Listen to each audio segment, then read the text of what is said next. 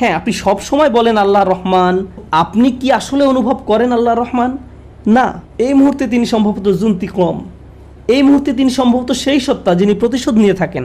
এখন সম্ভবত তিনি আল জব্বার আর রহমান নন। লক্ষ্য করেছেন, যখন বিপদে পড়েন তখন আর রহমানের উপর আপনার ইমান হারিয়ে যায়। আল্লাহ বলছেন, সে সময় তুমি যদি আর রহমানের উপর ইমান রাখতে পারো, তিনি নিজেকে তোমার নিকট আর রহমান হিসেবে উপস্থাপন করেছেন, সেই মুহূর্তে তুমি যদি তা করতে পারো, তাহলে আল্লাহ তোমাকে কি উপহার দিবেন? এটাই আমার খুতবার উপসংহার। এই খুতবায় সর্বপ্রথম আমি আপনাদের সাথে একটি শব্দের অর্থ শেয়ার করতে চাই, যার সাধারণ অনুবাদ করা হয় দুর্ঘটনা বা বিপদ। এর জন্য কোরআনের শব্দ হলো মুসিবা। আপনারা যারা ভারতীয় উপমহাদেশের, অনেকেই হয়তো মুসিবত শব্দটি ব্যবহার করে থাকেন।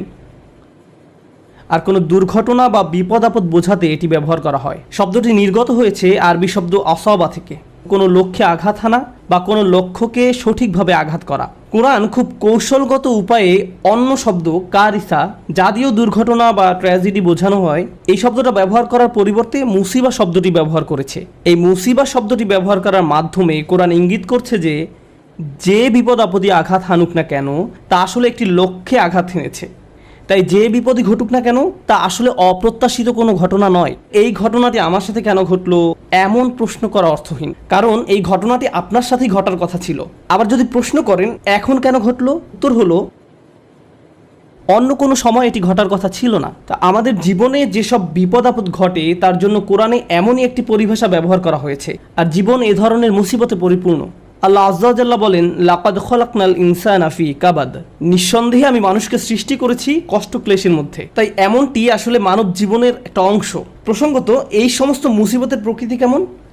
একদিকে আমরা শুধু প্রাকৃতিক দুর্যোগ, যেমন ঘূর্ণিঝড়, ভূমিকম্প, আগ্নেয়গিরির অগ্নুৎপাত, টর্নেডো বা হারিকেন নিয়েও কথা বলছি না। এগুলোও বিপদ। যেমন আল্লাহ সুবহানাহু ওয়া তাআলা অন্যত্র বলছেন, মা আসাবা মিন মুসিবাতিন ফিল আরদ, পৃথিবী এবং ব্যক্তিগতভাবে তোমাদের উপর কোনো বিপদ আসে না, কিন্তু তা জগৎ সৃষ্টির পূর্বেই কিতাবে লিপিবদ্ধ আছে। মানুষের জীবনে শুধু এই এক ধরনের বিপদই আসে না। ভূমিকম্প যে শুধু কোনো দ্বীপে বা দেশে আঘাত হানে তাই নয়, আমাদের নিজেদের ভেতরেও ভূমিকম্প ঘটতে পারে। ফি আনফুসিকুম, তোমাদের নিজেদের ভিতরে স্বামী বা স্ত্রীর মাঝে বিশাল দুর্যোগ দেখা দিতে পারে, ছেলে মেয়ে বা মাতা পিতার মাঝেও এই দুর্যোগ দেখা দিতে পারে, অথবা এমন কারো মাঝে যে কঠিন কোনো পারিবারিক ঝামেলায় জড়িয়ে আছেন। এমন অনেক মানুষ আছেন যারা অর্থনৈতিক সমস্যায় জর্জরিত, অনেক মানুষ নানা ধরনের ভয়ঙ্কর মানসিক বা শারীরিক সমস্যায় জড়িয়ে আছেন। মোট কথা, মানুষের বিপদ মুসিবতের কোনো অন্ত নেই। এখানে যে বিষয়টি আমি ফোকাস করতে চাই তা হলো বিপদ মুসিবত মোকাবেলার ক্ষেত্রে আমাদের ইমানের ভূমিকা আসলে কি। আমরা যে আল্লাহর উপর বিশ্বাস করি, তা বিপদ মোকাবেলায় কিভাবে আমাদেরকে সাহায্য করে। একজন বিশ্বাসী হিসেবে বিপদ মুসিবতে পতিত হলে কেমন প্রতিক্রিয়া দেখাবো, আর এটা আসলে নির্ভর করে আল্লাহর সাথে সম্পর্ক থাকা বলতে কী বোঝায় তার উপলব্ধির মাত্রার উপরে। প্রথমে আমি যে বিষয়টা শেয়ার করতে চাই তা হলো, দুই ধরনের খারাপ পরিস্থিতির পার্থক্য নিরূপণের ক্ষেত্রে কোরআন খুবই প্রজ্ঞার পরিচয় দিয়েছে। এক ধরনের খারাপ পরিস্থিতি যেটা দেখতে খারাপ মনে হয়, যা কিনা সম্পূর্ণরূপে আপনার নিয়ন্ত্রণের বাইরে, এমন পরিস্থিতিতে আপনার কিছুই করার থাকে না। যেমন আপনি বন্যায় আক্রান্ত হয়ে পড়েছেন, আর এই বন্যা আপনি ঘটাননি, আপনি জাস্ট ওই এলাকায় বসবাস করেন, এটা এড়ানোর কোনো সুযোগ হয়নি। অথবা আপনি সেখানে বেড়াতে গেছেন আর বন্যায় আটকা পড়েছেন, আপনি জানতেন না যে এমন কিছু ঘটবে, এ সম্পর্কে কোনো রিপোর্ট ছিল না। তাই এই বিপদে আপনি নিজের কারণে পড়েননি, এটা সম্পূর্ণ আল্লাহর পরিকল্পনা। এখানে আপনার করার কিছুই নেই, আর আপনি এর থেকে কোনোভাবে বেরও হতে পারতেন না। এখন এটা এমন কারো বিপদে পড়ার থেকে সম্পূর্ণ ভিন্ন, যে কিনা পত্রিকায় পড়েছে যে ঘূর্ণিঝড় আসছে, দয়া করে শহর ছেড়ে অন্যত্র আশ্রয় নিন, সুনামি হতে পারে। তখন সে বলল সমুদ্র সৈকত দেখার এটাই সেরা সময়, এবং সে সমুদ্র সৈকতের দিকে চলে গেল। তারপর তার খারাপ কিছু হলো। এখন সে এমনটা বললে হবে না যে এটা আল্লাহর কদর, আল্লাহর ইচ্ছার কারণেই আমি এই বিপদে পড়লাম। না, আপনি এমনটা বলতে পারেন না। আর আল্লাহ এই ব্যাপারে খুবই পরিষ্কার। তিনি সুবহানাহু ওয়া তাআলা বলছেন, ওয়ামা আসাবাকুম মিন মুসিবাতিন ফাবিমা কাসাবাত আইদিকুম, তোমাদের উপর যেসব বিপদ আপদ পতিত হয় তা তোমাদের কর্মেরই ফল, তুমি নিজেই নিজের উপর এটা আরোপ করেছো। এখন শুধুমাত্র এভাবে চিন্তা করাটাও সমস্যাজনক, কারণ যদি আপনি সিঁড়ি থেকে নামার সময় পিছলে পড়ে যান, তখন ভাবতে শুরু করেন আমি নিশ্চয়ই কোনো পাপ করেছি, তাই আল্লাহ আমাকে সিঁড়ি থেকে পড়ে যেতে দিয়েছেন, এটা আল্লাহর নিকট থেকে কোনো একটা সংকেত। আমি নিশ্চয়ই কোনো খারাপ কাজ করেছি, তাই আমার পা ভাঙার মাধ্যমে আল্লাহ আমাকে শিক্ষা দিয়েছেন। আপনি নিজের মতো করে ঘটে যাওয়া ঘটনাগুলোকে বিশ্লেষণ করতে থাকেন। আপনি অদৃশ্য কার্যকরণ, কজ অ্যান্ড ইফেক্ট নিয়ে ভাবতে শুরু করেন।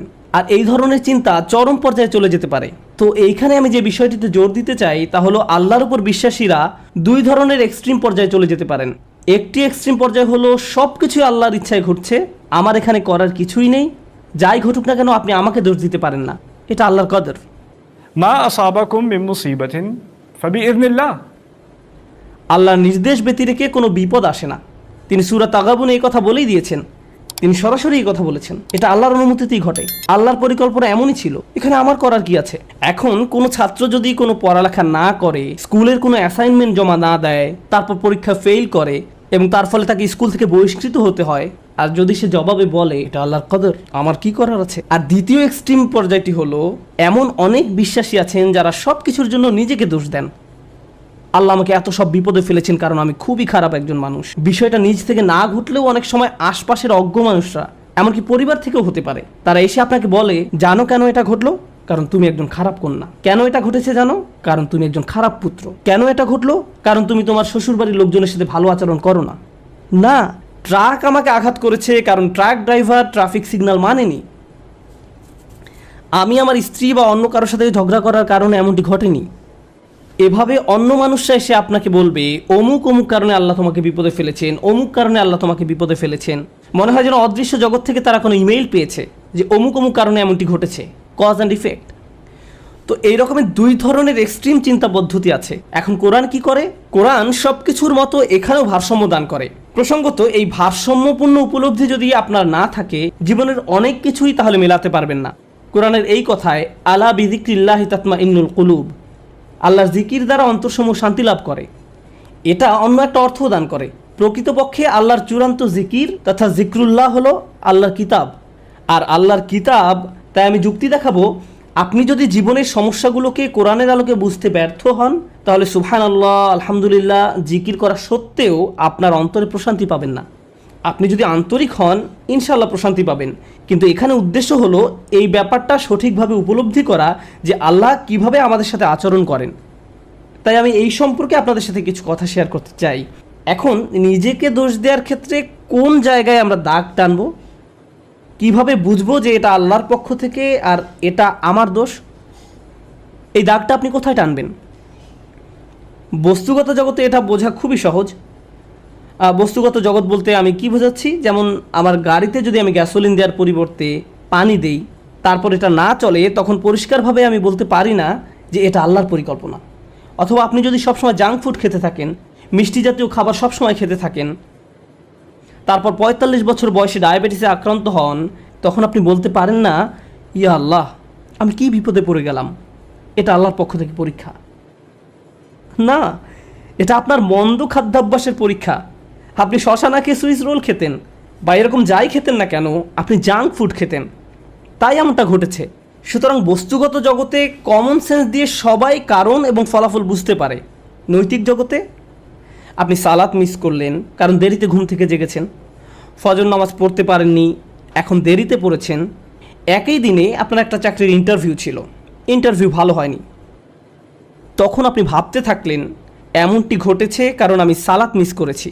এখন এর উত্তর হলো সালাত মিস করার কারণে এমনটি হতে পারে, আবার নাও হতে পারে। নিশ্চিত করে জানার কোনো উপায় নেই। আপনি বা অন্য কারো পক্ষে এর আসল কারণ জানা কখনোই সম্ভব না। কিন্তু যে জিনিসটি আপনাকে সাহায্য করবে তা হলো আল্লাহ বলছেন আমি আমার বান্দার নিকট তেমন যেমনটি সে আমার সম্পর্কে ধারণা করে। আপনি যদি ধারণা করেন নামাজ মিস করার কারণে আল্লাহ আপনার উপর প্রতিশোধ নিয়েছেন, তাহলে আপনার নিকট আল্লাহ তেমনই। কিন্তু আপনি যদি এভাবে চিন্তা করেন যে আমি আমার যথাসাধ্য চেষ্টা করেছি, ইন্টারভিউতে ভালো উত্তর দিয়েছি, এটা সম্ভবত আমার জন্য ভালো চাকরি নয়, যদি ভালো চাকরি হতো তাহলে আল্লাহ আমার জন্য এর ব্যবস্থা করে দিতেন। এখন আপনার যদি এই দৃষ্টিভঙ্গি থাকে তাহলে আপনার সকল ভুল ত্রুটি সত্ত্বেও আল্লাহ আপনার নিকট তেমনই। আমাদের দায়িত্ব হলো যখন আমরা ভুল করি তখন ইস্তেগফার করা, আল্লাহর প্রতিশোধের জন্য অপেক্ষা করা আমাদের কাজ নয়। ব্যাপারটা বুঝতে চেষ্টা করুন। আমাদের কাজ এটা নয় যে আমি তো পাপ করে ফেলেছি, এখন আল্লাহ কোনো না কোনোভাবে আমাকে শাস্তি দিবেন। এজন্যই আল্লাহ বলছেন অমা আসাবাকুম মিন মুসিবাতিন ফাবিমা কাসাবাত আইদিকুম, তোমাদের উপর যেসব বিপদ আপদ পতিত হয় তা তোমাদের কর্মেরই ফল। তোমরাই তোমাদের দুই হাতে এটা অর্জন করেছো, তুমি নিজেই নিজের জন্য এটা ক্রয় করেছো। এমনকি আধ্যাত্মিক জগতেও আমাদের কর্মের কারণে আমাদের উপর বিভিন্ন বিপদ আপদ পতিত হতে পারে। যেমন আপনি যদি ক্রমাগত মাতা পিতার সাথে খারাপ আচরণ করতে থাকেন এবং আপনার উপর কোনো মুসিবত আরোপিত হয়, এতে সম্ভবত কোনো কানেকশন রয়েছে। এই সমস্ত ক্ষেত্রে আল্লাহ কি করেন? ওয়ায়াফু আন কাসীর, এবং তিনি তোমাদের গুনাহ ক্ষমা করে দেন। বস্তুগত জগতে আপনি যদি 2 তলার ছাদ থেকে লাফ দেন, ফলাফল ভোগ করতে হবে।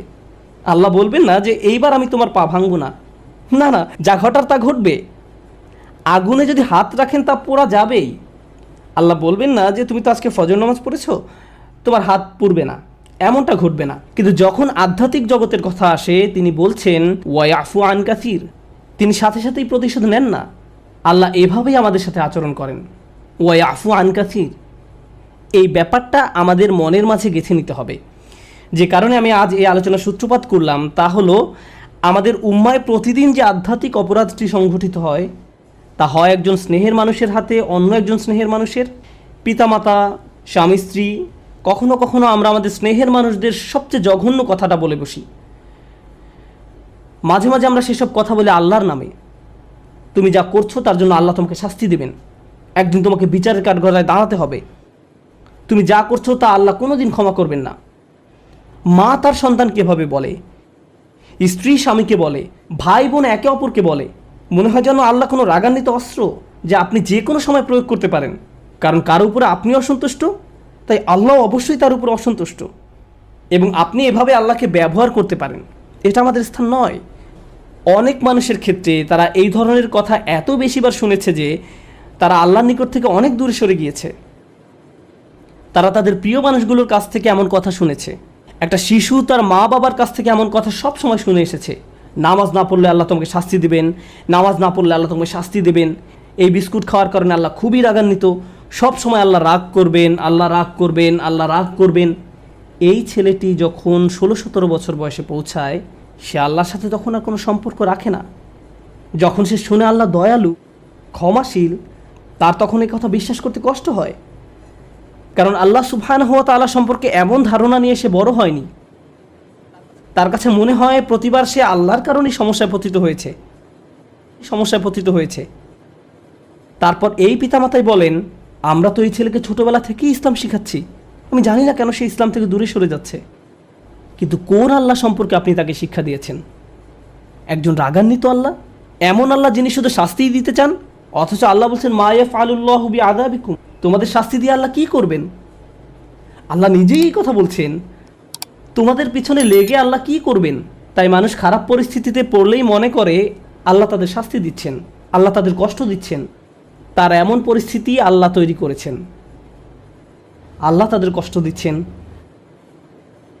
আমার এক কলিগ আমাকে একটা কথা মনে করিয়ে দিয়েছিলেন। মালয়েশিয়া আসার সময় কোত্থেকে হঠাৎ করে, এমনটা আগে কখনো হয়নি, আমার টনসিলে ব্যাকটেরিয়ার আক্রমণ ঘটে। এটা এমনভাবে ফুলে গিয়েছিল যে আমার গলার অর্ধেকটা ব্লক হয়ে গিয়েছিল। আমার কাছে মনে হয়েছিল একটি নাকের ছিদ্র বন্ধ হয়ে আমি যেন ডুবে যাচ্ছি। আমি তখন আবুধাবি থেকে এখানে আসার মাঝপথে বিমানে ছিলাম। বিমান থেকে নেমে দ্রুত একটা ক্লিনিকে গেলাম। তারা বলল তোমাকে অমুক অমুক ভারী চিকিৎসা নিতে হবে। এখানে আসার পর আমাকে অপারেশন করার পরামর্শ দেওয়া হলো। ভাবতে লাগলাম কী হচ্ছে এসব। ডাক্তার বলল এমন ঘটনা একেবারেই ঘটে না। ব্যাপারটা আসলেই অদ্ভুত। আমার 30 বছরের ক্যারিয়ারে শুধু আরও একবার এমন ঘটনা দেখেছি। তো আমি হাসপাতালের বেডে শুয়ে আছি আর অপারেশনের জন্য অপেক্ষা করছি। তখন আমার এক কলিগ আমাকে মনে করিয়ে দিল যে এই মুহূর্তে তোমার জন্য এটাই শ্রেষ্ঠ জায়গা। এই মুহূর্তে হাসপাতালের এই বিছানাই তোমার জন্য সর্বোত্তম জায়গা। এটাই তোমার জন্য আল্লাহর পরিকল্পনা। আমি ভাবতে লাগলাম আমাকে অমুক অমুক প্রোগ্রাম বাতিল করতে হবে, অমুক অমুক জায়গায় যেতে পারবো না, পরিস্থিতি কিভাবে মোকাবেলা করব, অমুক ক্যালেন্ডার, অমুক মিটিংয়ের কী হবে। এত দূর থেকে আসলাম প্রোগ্রামগুলো করার জন্য। তারপর হঠাৎ করে আমার কলিগের এই কথা আমার সব কিছু শান্ত করে দিল। হ্যাঁ, এখানেই আমার থাকার কথা, এর চেয়ে ভালো কোনো জায়গা হতে পারে না। কারণ হাসপাতালে আসার পরিকল্পনাটি তো আমার নয়, এটা আল্লাহ আজ্জা জাল্লার পরিকল্পনা।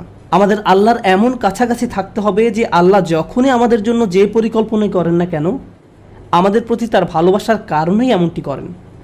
আল্লাহ আজ্জা জাল্লা তার বান্দাদের ভালোবাসেন, তিনি তাদের জন্য সবচেয়ে ভালোটাই পছন্দ করেন। আমরা আমাদের নিজেদের যতটা ভালোবাসতে পারি, আল্লাহ আমাদের তার চেয়েও বেশি ভালোবাসেন। আমরা নিজেদের যতটা যত্ন নিতে পারবো, আল্লাহ তার চেয়েও বেশি যত্ন নিয়ে থাকেন। আমরা যখন এই বিষয়টা ভুলে যাই তখন হেদায়েত হারিয়ে যায়। একই বিষয়ে সূরা তাগাবুনে আল্লাহ বলছেন, ওমা ইউমিন বিল্লাহি ইয়াহদি কলবাহু। আল্লাহর নির্দেশ ব্যতিরেকে কোনো বিপদ আসে না, এবং যে আল্লাহর প্রতি বিশ্বাস করে সেই বিপদের সময়, কারণ আপনি তো এমনিতেই আল্লাহকে বিশ্বাস করেন, যখন মুসিবতে পড়েন কেবল তখনই প্রশ্ন করতে শুরু করেন, আল্লাহ কেন আমার সাথে এমনটি করছেন। ঠিক সে সময়ের জন্য আল্লাহ ওমা ইউমিন বিল্লাহ এই বাক্যটা ব্যবহার করেছেন। যে কেউ সত্যিকার অর্থে আল্লাহকে বিশ্বাস করে, হ্যাঁ, আপনি সব সময় বলেন আল্লাহ রহমান, আপনি কি আসলে অনুভব করেন আল্লাহ রহমান? না, এই মুহূর্তে তিনি সম্ভবত জুন্তিকম, এই মুহূর্তে তিনি সম্ভবত সেই সত্তা যিনি প্রতিশোধ নিয়ে থাকেন। এখন সম্ভবত তিনি আল জব্বার আর রহমান নন। লক্ষ্য করেছেন, যখন বিপদে পড়েন তখন আর রহমানের উপর আপনার ঈমান হারিয়ে যায়। আল্লাহ বলছেন, সে সময় তুমি যদি আর রহমানের উপর ঈমান রাখতে পারো, তিনি নিজেকে তোমার নিকট আর রহমান হিসেবে উপস্থাপন করেছেন, সেই মুহূর্তে তুমি যদি তা করতে পারো, তাহলে আল্লাহ তোমাকে কি উপহার দিবেন? এটাই আমার খুতবার উপসংহার, যে আল্লাহ আমাদের কি উপহার দিবেন। আমি স্বাস্থ্য চাই, অসুস্থতা থেকে সুস্থ হতে চাই, আমি চাকরি চাই, আমি টাকা চাই, আমি উত্তম পারিবারিক অবস্থা চাই, আমি বর্তমান অবস্থা এড়াতে চাই, আমি চাই অন্য মানুষ যেন আমাকে কোনো কষ্ট না দেয়, আমি চাই মানুষ যেন আমাকে নিয়ে কথা না বলে। যেটাই হোক না কেন, কিছু একটা আপনাকে খুব বিরক্ত করছে। আপনি ভাবছেন, ইস, যদি এই সমস্যাটা পার করতে পারতাম, জীবন মনে হয় প্রশান্তিতে পরিপূর্ণ হয়ে যেত। আমাদের সবারই জীবনে কোনো না কোনো সমস্যা রয়েছে যা আমাদের শান্তিতে ঘুমাতে দেয় না। আর আমরা ভাবতে থাকি, ওহ ভাই, যদি এই সমস্যাটা চলে যেত অনেক ভালো থাকতাম। কিন্তু জানেন কি হয়? যদি এই সমস্যাটা চলে যায়, পরবর্তীতে আরেকটা এসে হাজির হয়। আর যখন নতুন সমস্যা এসে দেখা দেয়, আপনি ভাবেন পূর্বের সমস্যাটা আরও সহজ ছিল। এটা তো অনেক বড় সমস্যা। আপনি যদি আল্লাহর উপর ভরসা রাখতে পারেন, আল্লাহ আপনাকে কি দিবেন? তিনি আপনার সমস্যা শেষ করে দেন না। এই পৃথিবীর জীবনে আপনি কখনো সমস্যা ছাড়া থাকতে পারবেন না। যদি সমস্যা চলে যেত, তাহলে ইয়াকুব আলাইহিস সালামের জন্য আমাদের তুলনায় অনেক আগেই সেটা দূর হয়ে যেত। যদি ঈমান থাকার মানে হয় আপনার কোনো সমস্যা থাকবে না, তাহলে মরিয়ম আলাইহিস সালামের কোনো সমস্যা থাকা উচিত ছিল না। রাসূল সাল্লাল্লাহু আলাইহি সাল্লামেরও কোনো সমস্যা থাকার কথা ছিল না। আল্লাহর কাছাকাছি মানুষদের জীবনী পড়লে আপনি দেখবেন তাদের জীবন ছিল সমস্যায় পরিপূর্ণ, বড় বড় সমস্যা। আর আপনি শুধু এই সমস্যাগুলোর কথাই পড়ছেন। আপনি পড়ছেন তারা কিভাবে একটা সমস্যা থেকে আরেকটা সমস্যা জীবন অতিবাহিত করে গেছেন। আল্লাহর একজন মহান রসুল ছিলেন ইউসুফ আলাইহিস সালাম। তার জীবনের দিকে তাকালে দেখবেন ছোটবেলা থেকেই তিনি সমস্যায় আক্রান্ত ছিলেন। তাহলে আমি এই প্রশ্নটি বারবার করছি, আল্লাহ তাহলে আপনাকে কি দিচ্ছেন? আপনার জীবনের অতি ভয়াবহ সমস্যার সময় যখন আল্লাহর উপর পূর্ণ বিশ্বাস রাখেন, এর বিনিময়ে আল্লাহর কাছ থেকে কি পাবেন? যখন মানুষ আপনাকে বলতে থাকে আল্লাহ তোমাকে অপছন্দ করেন, তাই তোমার জীবনে এসব ঘটছে, বিপরীতে আপনিও ভাবতে শুরু করে দেন আল্লাহ মনে হয় আমাকে শাস্তি দিচ্ছেন, তাই আমার জীবনে এসব বিপদ আপদ ঘটছে। সেই মুহূর্তে যদি আপনি আল্লাহ সম্পর্কে সুধারণা পোষণ করতে পারেন, আল্লাহর প্রতি ভালোবাসা, নির্ভরতা এবং বন্ধন বজায় রাখতে পারেন, যে না, আল্লাহ আপনাকে কখনো ছেড়ে যাবেন না, এর বিনিময়ে তিনি আপনাকে কি দেবেন? তিনি সে লোকের হৃদয়কে পথ দেখান। আমি আপনাদের গ্যারান্টি দিচ্ছি, যদি আপনার সমস্যা চলে যায়, যদি সে সমস্যাটা অর্থ সংক্রান্ত হয়ে থাকে, এরপর অর্থ আসতে থাকে, যদি এটা পারিবারিক সমস্যা হয়ে থাকে এবং সমস্যাটা দূর হয়ে যায়, এই দুনিয়ার কোনো অর্জনই সেই একটা গিফটের তুলনায় কোনো মূল্য বহন করে না। আর সেই একটি গিফট হলো ইয়াহদি কলবাহু। তিনি সে লোকের হৃদয়কে পথ দেখান। আপনার অন্তরে প্রশান্তি থাকবে। জীবনে যাই ঘটুক না কেন, আপনার মুখে তখনও হাসি থাকবে। তখন মানুষ আপনার দিকে তাকিয়ে বলবে, আরে তুমি হাসছো কেন? তুমি কিভাবে ঠিক আছো? দেখো না তোমার কি অবস্থা হয়েছে। আপনি তখন বলবেন, হ্যাঁ, সব ঠিক আছে। যদি আপনি এই আচরণ রপ্ত করতে পারেন, এমন অনেক মানুষ রয়েছে যাদের টাকার কোনো অভাব নেই, তারপরেও তারা ঘুমাতে পারে না। আপনার কল্পনায় যেসব কিছু মানুষের জন্য সুখ নিয়ে আসার কথা, তার সবই তাদের আছে, কিন্তু তবু তাদের মানসিক শান্তি নেই। তাদের নেই সেটা। তারা নিজেদের উপর খুশি নয়, বিভিন্ন রকম ড্রাগ এবং মদ পান করে, বাস্তব দুনিয়া থেকে নিজেদের সরিয়ে রাখে। তারা বাস্তবতার মুখোমুখি হতে পারে না। অন্য মানুষরা তাদের ভিডিও দেখে বলে, ওয়াও, তাদের বাচ্চাদের দোলনাটা কি সুন্দর, তাদের গাড়িটাও কি চমৎকার, আমরাও এগুলো চাই। ইয়া লাইতালানা মিসলা মা উতিয়া করুন, ইস, কারুনের যা আছে আমার যদি তা থাকতো। বসের মতো জীবন। পক্ষান্তরে আপনি যদি আল্লাহর দিকে ফিরেন, তাহলে তিনি আপনাকে এমন কিছু দান করবেন যা কোনো টাকার অঙ্কে কেনা সম্ভব নয়। খ্যাতি বা জনপ্রিয়তা যা আপনাকে দিতে পারবে না। আর তা হলো ইয়াহদি কলবাহু। তিনি আপনার হৃদয়কে পথ দেখাবেন। এটাই ঈমানের সর্বশ্রেষ্ঠ পুরস্কার। এটাই হলো বিপদে পড়ার সর্বশ্রেষ্ঠ পুরস্কার। এখন আলোচনার উপসংহারে এসে বলতে চাই, মানুষ অনেক সময় বিভিন্ন সমস্যা আটকে পড়ে। আপনি আটকে পড়েছেন, আমি আটকে পড়েছি। কখনো কখনো আমরা এখান থেকে মুক্তির কোনো উপায় দেখি না। ওই পরিস্থিতিগুলো হলো আমাদের আল্লাহর পক্ষ থেকে সর্বশ্রেষ্ঠ উপহার দেওয়ার একটা উপায়। ওই পরিস্থিতিগুলোতেই তিনি আমাদের অন্তরগুলোকে পথ প্রদর্শন করেন। আমরা যদি কেবল সেই পরিস্থিতিগুলো ব্যবহার করে আল্লাহকে পেতে পারি, আল্লাহর সাথে কথা বলতে পারি, এর জন্য আপনাকে আরবি জানতে হবে না, এর জন্য আপনাকে অনেক বেশি কোরআনও জানতে হবে না। জাস্ট আল্লাহর দিকে প্রত্যাবর্তন করুন আর বলুন, ইয়া আল্লাহ, আপনি তো সর্বশ্রেষ্ঠ পরিকল্পনাকারী। ইয়া আল্লাহ, আপনার মতো কেউ আমাকে ভালোবাসে না, কেউ আমার প্রতি আপনার মতো যত্নবান নয়। এটা কখনোই সম্ভব নয় যে আপনি আন্তরিকতার সাথে আল্লাহর নিকট হেদায়েত কামনা করবেন আর তিনি আপনাকে ফিরিয়ে দেবেন। আপনি যদি আল্লাহর কাছে একটা গাড়ি চান, তিনি হয়তো আপনাকে তা নাও দিতে পারেন। একটা বাড়ি চান, তিনি হয়তো আপনাকে তা নাও দিতে পারেন। আপনি যদি তার নিকট আপনার রোগ ভালো করে দেওয়ার জন্য দোয়া করেন, হয়তো তিনি ভালো করবেন অথবা ভালো করবেন না। কিন্তু একটি বিষয়ে নিশ্চিত তিনি আপনাকে দিবেন, যদি আপনি আন্তরিকতার সাথে প্রার্থনা করেন, আর তা হলো হেদায়েত। তার সন্তুষ্টিপ্রাপ্ত বান্দাদের দলে চলার পথ, গাইডেন্স, তিনি আপনাকে এটা দেবেন। আর যখন তিনি আপনাকে এটা দান করবেন, তখন এমনিতেই অন্য সব সমস্যার সমাধান হয়ে যাবে। আল্লাহ তাআলা আমাদেরকে সেসব মানুষদের অন্তর্ভুক্ত করুন যারা সত্যিকার অর্থে তার নিকট হেদায়েত চায়, আর আমাদের জীবনের সকল সমস্যাগুলোকে তার কাছাকাছি হওয়ার মাধ্যমে পরিণত করুন, যেন তার নিকট থেকে আমরা হেদায়েত পেতে পারি।